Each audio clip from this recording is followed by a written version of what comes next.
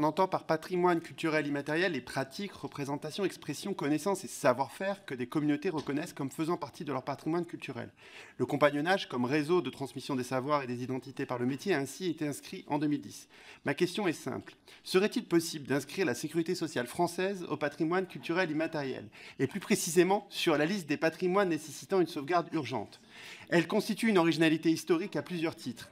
Les caisses de la sécurité sociale ont été mises en œuvre par les salariés eux-mêmes et la CGT à partir de 1946.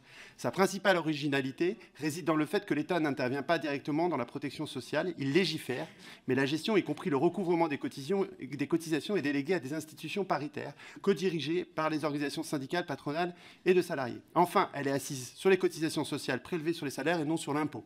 Ce patrimoine est menacé par les exonérations de cotisations sociales. Inscrire la sécurité sociale permettrait donc de sauver peut-être un régime des retraites particulièrement efficace, et c'est un objet de discussion et de débat aujourd'hui, puisque nous sommes le pays européen où il y a le moins de retraités pauvres. Voilà. Merci. Donc, par rapport à la reconnaissance éventuelle de la sécurité sociale comme patrimoine culturel matériel, en fait, il faudrait voir si ça peut rentrer dans la définition. Donc, en France, en fait, on n'a pas de législation sur le patrimoine culturel matériel, donc on applique la Convention directement en droit interne.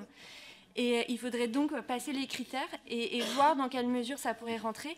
On a des exemples d'organisations sociales qui ont été reconnues.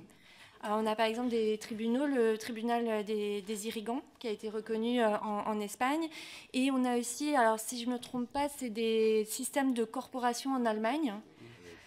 Donc c'est une possibilité. Moi, je vous invite à prendre attache avec nos services et on peut en parler ensemble, en sachant que ça sera un processus long et qu'il faudra commencer par l'inventaire national et développer un argumentaire convaincant.